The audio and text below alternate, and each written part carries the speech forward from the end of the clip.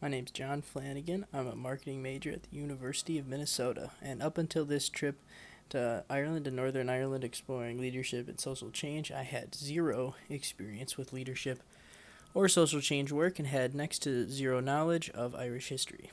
My family is very Irish, and I personally have always dreamed of going here one day, and that is why I selected this trip. I didn't really worry about the topic, I just knew where I wanted to go. My family's always been passionate about our history, and we celebrate that culture. At family gatherings, we say things like sláinte, and we make our own soda bread. I grew up working at a fish and chips restaurant with Irish symbolism all over the place, and we fly a tricolor flag outside of the restaurant. But despite this, I really knew nothing coming into this trip. My knowledge of the history and the history of the Troubles was zero, and knowledge of leadership was also zero. I did have some leadership experience, and I had my own definition, though it was very minimal. In high school, I was the captain of the speech team, which meant I was a leader of 120 students. Up until this trip, my definition of a leader was just someone who led a large group, but I didn't really truly know what leadership meant. Because of this lack of knowledge, I've learned a lot on this trip.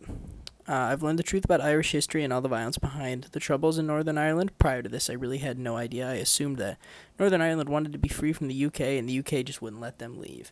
I had no idea that it was so split and that there were so many citizens in favor of staying. Seeing the peace walls was a big cultural revelation for me because I saw how deep rooted the hatred for the other side is and how strong the propaganda is. Looking at walls like this one from a Protestant neighborhood, I see why the divide is still so strong. This wall blames all of these deaths on Sinn Féin and the IRA, saying that these people were murdered for being Protestant. And when we go to Catholic neighborhoods, we find symbols like this as well. Seeing this is why I think the divide is so strong. These children are raised around these symbols, teaching them that people on the other side of these walls in their neighborhood are their enemy and want to stop their way of life. I've learned a lot about leadership through the class material and stuff I'd really never heard of before, like coming in right and the SALT model and so on.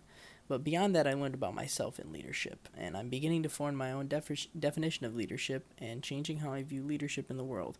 I've learned that leadership is so much more than just someone who's in charge of a group of people. It's being in charge of yourself in a way that benefits everyone and creates positive change in the world.